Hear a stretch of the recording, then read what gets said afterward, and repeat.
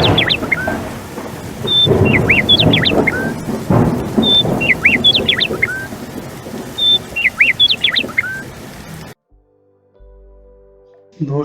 मेरा नाम है विजयराज चौहान और मैं आपसे रूबरू हूँ भारत पाकिस्तान की सीमा पर बसे एक छोटे से खूबसूरत शहर गंगानगर राजस्थान से। अपने इस चैनल पर मैं आप सबका स्वागत करता हूँ।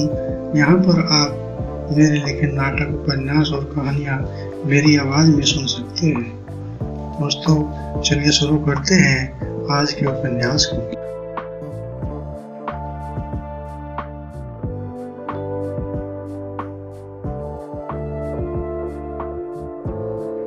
अगले दिन कॉलेज की क्लास शुरू हुई तो मोहन कंप्यूटर लैब में पहुंचा। सभी बच्चे आ चुके थे, इसलिए उसने अपने कंप्यूटर पर एक लैंग्वेज लैब का प्रोजेक्ट सा बनाया और सभी बच्चों को दिखाया। उसने उसे कंपाइल किया और रन करते हुए उसे सेव कर दिया। बच्चों ने देखा तो वो भी अपने प्रोजेक्ट वर्क पर काम करने के लिए तैयार हो गए। इसके बाद मोहन बोला, आप सभी लोग इस प्रोजेक्ट को अपने कंप्यूटर पर बनाकर देखेंगे, उसे कंपाइल करेंगे और फिर उसको रन करके देखेंगे। किसी को कोई भी आपत्ति हो या समस्या हो तो मेरे से पूछ लेना। मोहन ने इतना कहा और वह अपनी सीट से खड़ा होते हुए लैब में टहलने लगता है। इसके बाद सभी बच्चे अपनी अपनी चेयर उठाकर अपने कंप्यूटर के पास जाते हैं और बैठकर अपना अपना प्रोजेक्ट बनाने लगते हैं। कंप्यूटर लैब में टहलते हुए मोहन पीछे की तरफ पहुंचा तो सौम्या अपने कंप्यूटर पर बैठी प्रोजेक्ट बना रही थी। मोहन पास से गुजरा, उसने पुकार लिया, बोली, सर मुझे कुछ पूछना है। मोहन ने सौम्या की आवाज सुनी लेकिन उसने अनसुना कर दिया। पहले दिन की घटना से वह काफी सहम सा गया था और इसलिए अब और कुछ बातों का बतंगड़ नहीं बनाना चाहता था। इसलिए वह उसकी बात ना सुनते हुए आगे बढ़ गया। मोहन फिर से घूमकर जो ही पीछे की तरफ पहुंचा तो सौम्या ने फिर उसकी तरफ देखते हुए जोर से पुकार लिया, बोली, सर मुझे आपसे कुछ पूछना था। मोहन ने सौम्या की आवाज सुनी, उसने एक बार सौम्या की तरफ देखा लेकिन फिर उसने उसका कोई जवाब नहीं दिया और वह सौम्या को अपनी कड़वी आंखों से देखते हुए लैब से बाहर की तरफ चल देता है और जाकर अपने केबिन में बैठ जाता है। मोहन के इस रूखे व्यवहार से सौम्या को इस बात का तो एहसास हो गया था कि मोहन उसके द्वारा किए गए व्यवहार से खफा है और उसे ऐसा नहीं करना चाहिए था। लेकिन अब क्या हो सकता था? अब तो बात गुजर गई थी।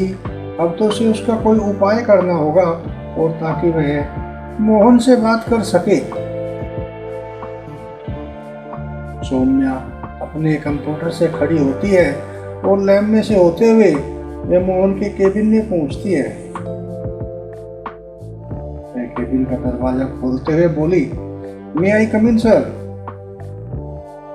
इस समय मोहन कंप्यूटर पर बैठा कुछ काम सा कर रहा था। उसने दरवाजे की तरफ देखा तो इस समय सौम्या दरवाजा खोले हुए अंदर आने के लिए खड़ी थी। उसने सौम्या की तरफ अपनी नाराज सी आंखों से देखा और वह फिर बोला, यस कम इन, बताओ क्या कहना चाहते हो। सौम्या ने सुना तो केबिन के अंदर आ जाती है। दरवाजा बंद हो जाता है लेकिन केबिन में चारों तरफ लगे शीशों में से वे सब कुछ दिखाई दे रहा था। सौम्या केबिन में बैठे मोहन के सामने जाकर खड़ी हो जाती है। अपनी जगह झुकाते हुए बोली, सॉरी सर, मुझसे गलती हुई, मुझे आपके साथ ऐसा नहीं करना चाहिए था। मोहन ने सुना तो कुछ देर चुप सा रहा, फिर सोचते हुए से बोला, देखो बच्चों, आप लोग यहाँ पढ़ने के लिए आए हो इसलिए अपनी पढ़ाई पर ध्यान दो और अपने पेरेंट्स का नाम आगे बढ़ाओ और उसे रोशन करो। हम लोग यहाँ पर तुम्हारी सहायता के लिए है। कोई समस्या हो तो तुम किसी भी समय आकर पूछ सकते हो, लेकिन इस तरह का अटपटा व्यवहार तुम लोगों को शोभा नहीं देता। अब तुम बड़े हो गए हो, तुम्हें अपने भविष्य के बारे में सोचना चाहिए। मोहन ने कहा और फिर उसने सौम्या की तरफ देखा। इस समय सौम्या एक पाषाणी सी मूर्ति की तरह से खड़ी हुई थी। उसकी झुकी हुई नजरें अपने अपराध को स्वीकार कर रही थी। मोहन ने देखा कि उसे अपना अपराध बोध हो गया है, तो वह सौम्या की तरफ देखते हुए बोला, कोई बात नहीं, आगे से ध्यान रखना और लैब में जाओ, अपना काम करो।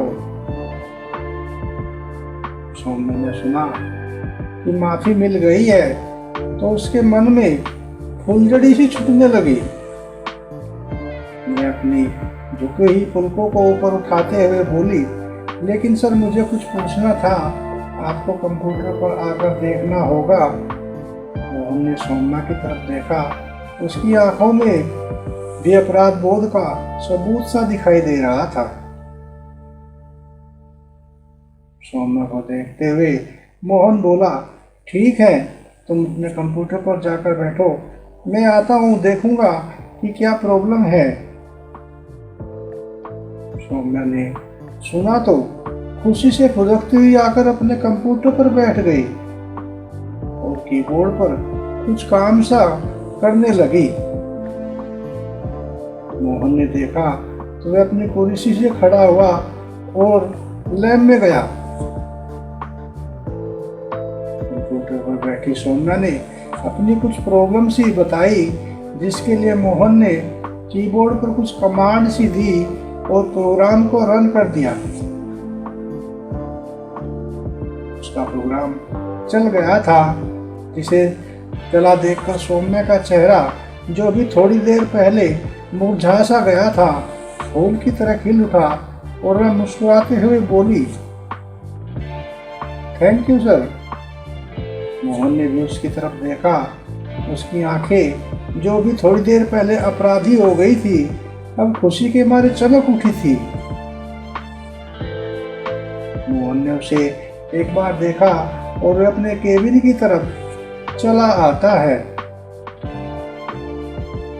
इस समय थोड़ी देर पहले उदास सी दिखाई दे रही सौम्या काफी खुश दिखाई दे रही थी।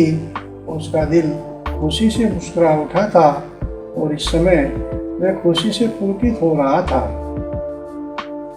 मैं अपने कंप्यूटर पर काम करने लगती हैं।